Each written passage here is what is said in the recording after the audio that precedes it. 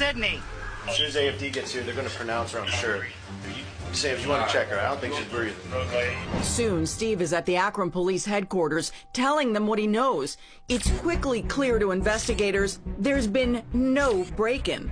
I don't know what she was thinking, but when she found out the police were involved and the police were coming, she had to do something, and what did she do? She staged a break-in. That's not a mentally ill person, that's somebody that's thinking. The sight of Sydney, covered in blood, tells the whole story.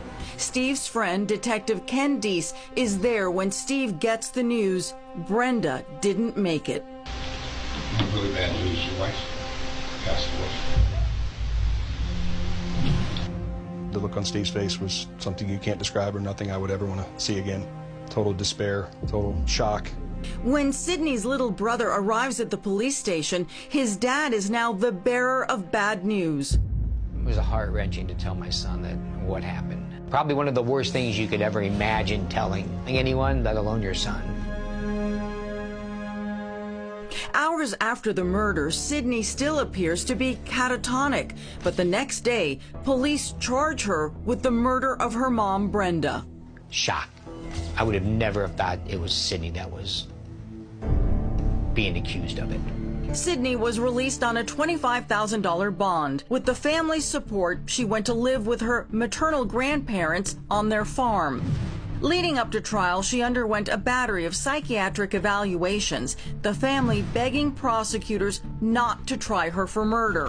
What the family and Brenda wanted is for Sydney to get treatment and help for her schizophrenia.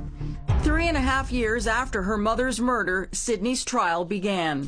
This case will come down to this sole question: whether or not Miss Powell at the time of the murder was suffering from a severe mental disease which prevented her from knowing the wrongfulness of those actions.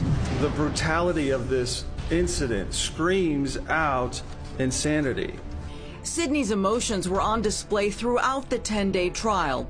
In the end, after less than 10 hours of deliberation, we, the jury in this case, do hereby find the defendant Sydney Powell guilty of the offense of murder as charged in count 1. It's a tragedy. There's no doubt in my mind. It's very shocking. It's something you don't think about. I was shocked, I was disappointed, I was enraged, and I was confused. It wasn't a fair trial.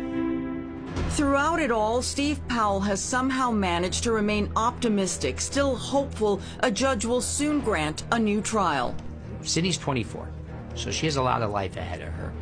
And everything we're doing from this moment on is to help her realize that her life is still worth living, there's a value in what she's doing, and that her family loves her.